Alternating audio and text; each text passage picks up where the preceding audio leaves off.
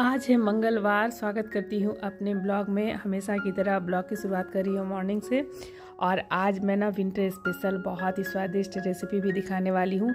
तो सबसे पहले नहा फीच करके आ गई हूँ फूल तोड़ने। और चलिए फटाफट से मंगलवार की पूजा कर लेते हैं।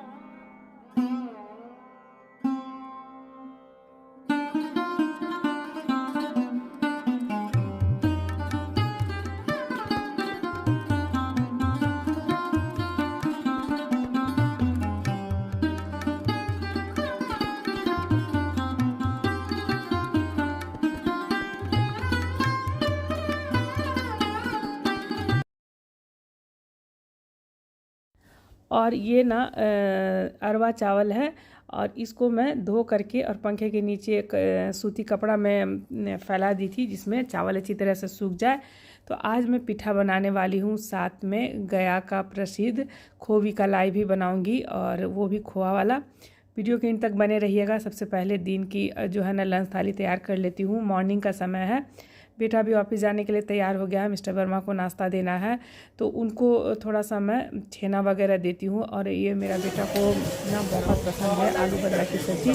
तो आज मटर छिम्मी ख़त्म हो गया था, और ऐसे तो ऊपर में ही आ जाता है सारा सब्ज़ी देने के लिए, लेकिन मैं सोच रही हूँ सारा सब्ज़ी ख़त्म हो जाए उसके बाद इकट्ठे मंगाऊँगी जो भी सब्ज़ी की ज़रूरत हो। यहाँ पर मैं थोड़ा सा घी का पराठा बना रही हूँ। 2 पराठा बेटे के लिए, 2 रोटी हस्बैंड के लिए बनाऊँगी, और उनके लिए छेना बना दी हूँ।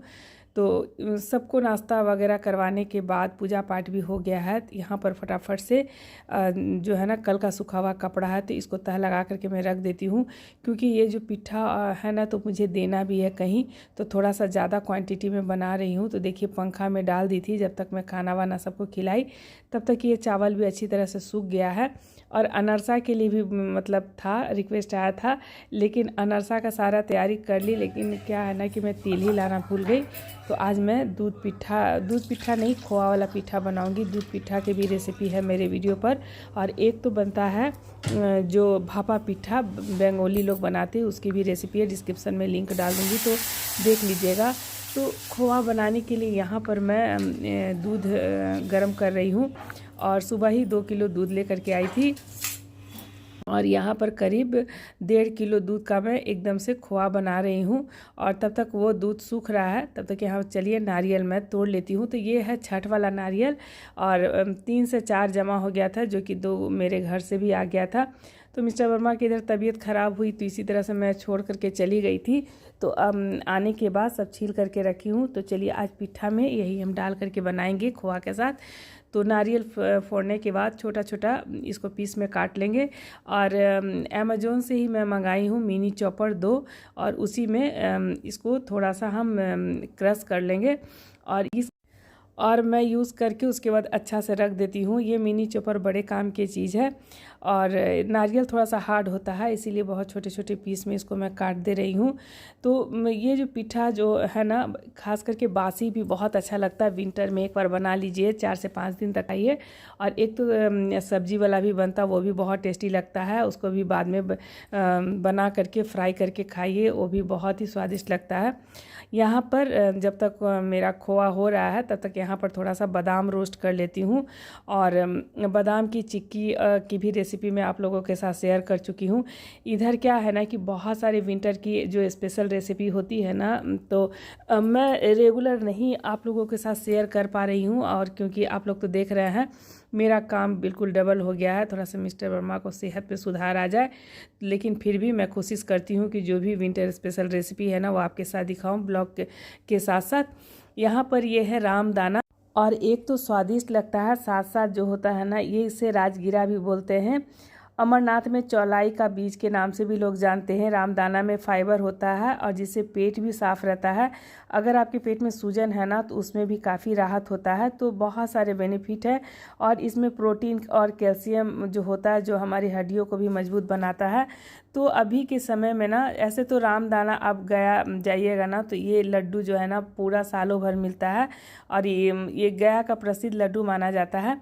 तो यहाँ पर देखिए, ये जो बादाम को मैं रोस्ट कर ली हूँ, थोड़ा सा हाथ से इसको निकाल दूँगी सारा छिलका, और सारा छिलका निकाल देना है। तो देखिए, रामदाना में ऐसे तो बहुत सारा ड्राई फ्रूट नहीं पड़ता है, लेकिन मैं आज खोआ वाला बना रही हूँ, थोड़ा ड्राई फ्रूट वगैरह डाल करके। और अभी विंटर में बादाम, चिक्की ये सब बहुत अच्छा लगता है खाने में। और हम लोगों का जो नेटिव पैलेस है ना, गया ही है। तो मम्मी लोग जब भी जाती थी ना, तो ये लाई वगैरह लाती थी। हम लोग बड़ा बचपन में चाव से खाते थे। और अब तो ये रेसिपी मतलब हम लोग जानते भी नहीं थे कि कैसे बनता है। लेकिन धीरे धीरे जब से मैं कुकिंग चैनल स्टार्ट की हूँ ना, तो हर रेसिपी सीखने की कोशिश करती हूँ। तो वीडियो के इन तक बने रहिएगा और बताइएगा ये रेसिपी जो है परफेक्ट बनी है कि नहीं। तो यहाँ पर है ना, चलिए नारियल भी क्रश कर लिए हैं, एकदम बारीक क्रश करना है। और यहाँ पर देखिए, ये चावल भी सूख गया है, 2 घंटा में पंखा में आराम से सूख जाता है।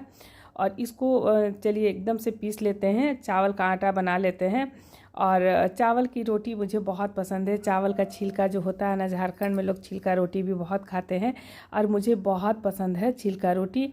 उसकी भी रेसिपी मैं शेयर कर चुकी हूँ और बहुत इजी होता है बनाना। तो देखिए, यहाँ पर चावल एकदम बारीक पीस लिए हैं और थोड़ा सा और रह गया है, क्योंकि देना भी है तो थोड़ा ज़्यादा करके मैं बना रही हूँ। और ये से चावल का आटा ना डबल हो जाता है जब ये गर्म पानी में डालिएगा। तो यहाँ पर चलिए, इसको चावल को थोड़ा सा और बचा हुआ है तो पीस लेते हैं। थोड़ा थोड़ा करके ही पीसें, जिसमें एकदम आटा के जैसा ये पीस करके तैयार होगा। बहुत सारे रेसिपी देखने के लिए एक बार मेरे प्लेलिस्ट लीनास किचन में ज़रूर विजिट कर लें। बहुत सारी देसी और सब्जी की रेसिपी मिल जाएगी वहाँ पर। और यहाँ पर चलिए, पानी मैं एक बड़ा बर्तन में गरम कर ली हूँ। जब पानी एकदम से गरम हो जाए, खौलने लगे, तो थोड़ा थोड़ा आटा करके डाल देना है। और आपको देख के लग रहा होगा कि एकदम पानी ऐसा है, लेकिन धीमी धीमी आंच पे छोड़िएगा ना, तो ये एकदम बहुत अच्छा आटा तैयार हो जाएगा। और इसको ना बहुत गर्म पानी में खौलना ज़रूरी है। जितना ये खौलेगा ना, और उतना ही आपका जो है ना पिट्ठा जो है बहुत सॉफ्ट बनेगा। चाहे चावल की रोटी भी बनाते हैं, चावल की रोटी भी इसी तरह से बनता है। बहुत लोग गर्म पानी से सान के भी बनाते हैं, लेकिन हम लोग इसको चाड़ना बोलते हैं। और जितना चाड़ करके बनाइएगा ना, जितना डबल पानी डालिएगा, उतने ही आपका ये आटा बहुत अच्छी तरह से सॉफ्ट बनेगा। तो चलिए, ये एकदम आटा जो है ना, चलिए एकदम तैयार हो गया है। तो एक बड़े बर्तन में हम निकाल लेते हैं।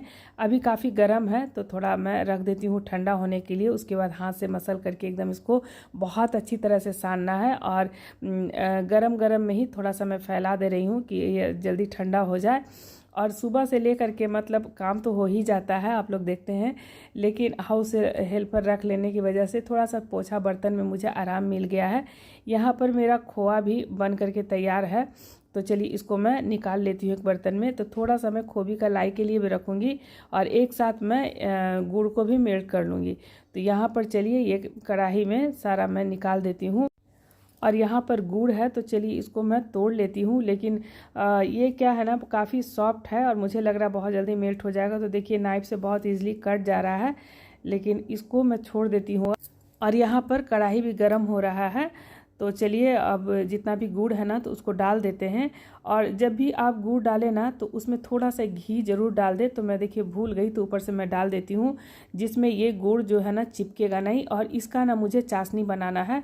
तो देखिए, मैं बना रही हूँ पिट्ठा और साथ में खोबी का लाई, तो मैं इकट्ठे गुड़ डाल रही हूँ। तो देखिए, हम लोग अंदाज से कोई चीज़ डालते हैं और देख लीजिए कि कितना आपका आटा है, चाहे कितना खोबी है, रामदाना है, तो उसी के हिसाब से आप इसका चाशनी तैयार कर लीजिए। चाहे तो आप चीनी का भी बना सकते हैं, लेकिन गुड़ का बहुत स्वाद लगता है। तो यहाँ पर देखिए, ये धीरे धीरे गुड़ जो है ना मेल्ट हो गया है। तो एकदम 2 तार की हम चाशनी बना लेंगे। और चलिए, ये जब तक हो रहा है, तब तक मैं यहाँ पर थोड़ा ड्राई फ्रूट्स काट लेती हूँ। तो काजू मेरे पास बहुत दिन से ख़त्म हो गया है, तो कोई नहीं, बाकी सारा ड्राई फ्रूट्स है। तो बादाम है, किशमिश है, तो किशमिश वगैरह पिस्ता है, तो बादाम को भी मैं बारीक काट लूँगी। यहाँ पर देखिए, एकदम परफेक्ट चाशनी बन करके तैयार है गुड़ का। और ये 2 तार में एकदम चिपक रहा है। तो देखिए इस तरह से। और अब इसको एक साइड रख, और यहाँ पर 2 कढ़ाई में ले ली हूँ। तो देखिए ये रामदाना एक प्लेट में निकाल देते हैं, बहुत ही हल्का होता है ये। और अब क्या करना है ना कि जैसे कढ़ाई में मैं गुड़ का चाशनी बनाई थी, तो मैं हाफ कर दी हूँ, क्योंकि मुझे पीठा भी बनाना है। तो अंदाज से हम चाशनी यहाँ पर ले लेंगे गुड़ वाला, और साथ में आधा खोवा को ये गुड़ वाला चाशनी में डाल देंगे और आधा रहने देंगे। और अभी चाशनी काफ़ी गर्म है, और चलिए गैस का फ्लेम हम धीमा धीमा खोल लेते हैं, जिसमें ये खोवा डालने पे थोड़ा सा देखिए मेल्ट हो गया है। तो अब इसको एकदम थोड़ा गाढ़ा बना लेंगे, जिसमें हम रामदाना का लड्डू बनाए ना, तो एकदम से बहुत अच्छी तरह से बाइंडिंग हो जाए। और उसके बाद इसमें हम डाल देंगे जो रोस्ट किया हुआ बादाम है ना, उसको थोड़ा सा क्रश कर दे। और चाहे तो 2-2 दाना जो है ना अलग करके भी आप डाल सकते हैं, जैसा आपका मन हो। तो मैं यहाँ पे थोड़ा सा क्रश कर दी हूँ, थोड़ा सा 2-2 दाना अलग कर दी हूँ। थोड़ा सा अगर ड्राई फ्रूट इसमें डालना चाहे तो ड्राई फ्रूट भी डाल सकते हैं। तो यहाँ पर देखिए ये चाशनी अच्छी तरह से तैयार हो गया है खोआ वाला। तो जितना भी रामदाना है ना तो डाल देते हैं। और एक इसका ना जो भी हम लोग चाहे चूड़ा का बनाए, मुरही का बनाए, तो एकदम गरम गरम में ही बांधना पड़ता है, बाइंडिंग करना पड़ता है। और बचा हुआ रामदाना भी डाल देते हैं। करीब में ना बहुत दिन से मैं ला करके रखी थी, और बहुत दिन से सोच रही थी कि मैं इसका लड्डू बनाऊं, और अभी बना करके रख दूंगी। और ये भी काफ़ी मतलब बेनिफिशियल है। तो चलिए यहाँ पर ये जितना भी चाशनी है ना, तो चारों तरफ से हम मिला देंगे। और गैस का फ्लेम एकदम धीमा ही रखना है, बहुत तेज़ नहीं रखना है, नहीं तो रामदाना इतना हल्का होता है ना तो वो जल जाएगा। और ये चलिए अब हो गया है, तो कढ़ाई को हम गैस के नीचे उतार देते हैं। और जिस तरह से हम लाई बनाते हैं ना, उसी तरह से गरम गरम भी हाथों से बाइंडिंग करेंगे।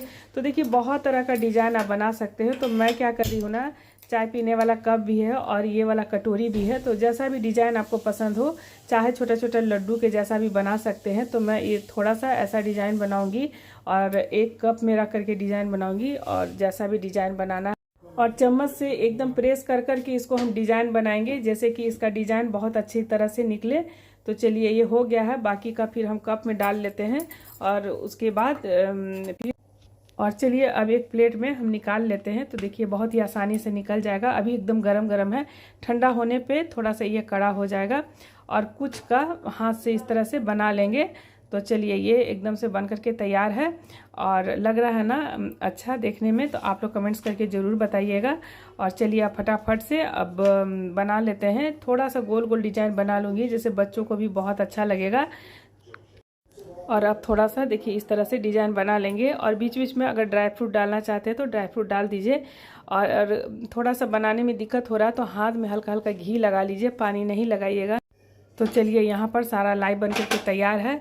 तो अब हम फटाफट से पिठा बना लेते हैं।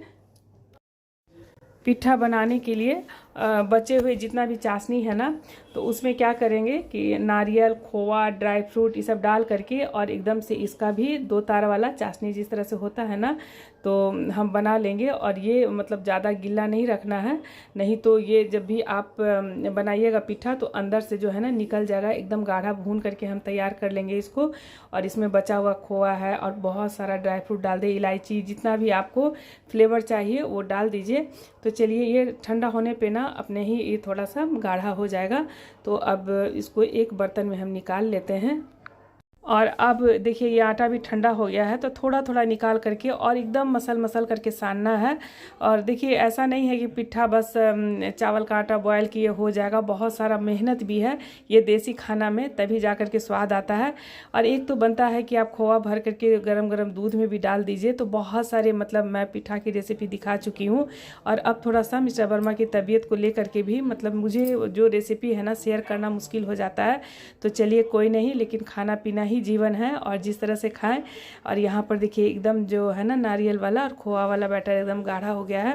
तो अब एक एक करके यहाँ पर हम जैसा डिज़ाइन बनाना चाहे आप बना सकते हैं। और अब बहुत अच्छी खुशबू आ रही है जब इस तरह का खाना बनता है ना देसी किचन में, तो बहुत अच्छी खुशबू आती है। तो एक एक करके मैं इसी तरह का गोल ही डिज़ाइन बना रही हूँ। और यहाँ पर ये इडली वाला जो सांचा है ना, तो इसी में बहुत अच्छा बनता है। चाहे तो आप बड़े पतीले में जाली रख करके भी आप इसमें स्टीम कर सकते हैं, लेकिन इसमें बहुत अच्छी तरह से हो जाता है। तो चलिए एक एक करके डाल देती हूँ और उसके बाद फिर रात का डिनर भी तैयार करना है। लेकिन जो मैं 3 बजे से लगी हूँ ना, तो बहुत सारे लोग मतलब अब मिलने जुलने वाले भी मतलब आते रहते हैं, फैमिली है, फ्रेंड है, और साथ साथ सबको भी देखना है और इधर खाना पीना भी बनाना है। करते करते जो है ना एकदम शाम हो गया है। तो चलिए इसको मैं ढाँक देती हूँ, है ना। पिट्ठा बनाते बनाते रात हो गया, और क्योंकि दिन से चावल फुलाए, फिर लोगों का आना जाना, चाय पानी करते करते और एकदम से रात हो गया है। और अभी भी 2-3 आदमी को मुझे देना है। तो ये इतना जो पिट्ठा है ना, तो इसको मुझे देखिए, क्योंकि मिस्टर वर्मा जब बीमार थे ना, तो पटना मेदांता में थे, तो बहुत सारे लोग ना खाना ले ले करके एकदम से आते थे उस समय। तो उन लोगों का बहुत सारा टिफिन है। तो यहाँ पर मैं देखिए, और ये बन करके तैयार है। तो चलिए निकाल लेती हूँ। हटा दीजिए, नीचे वाला गल गया।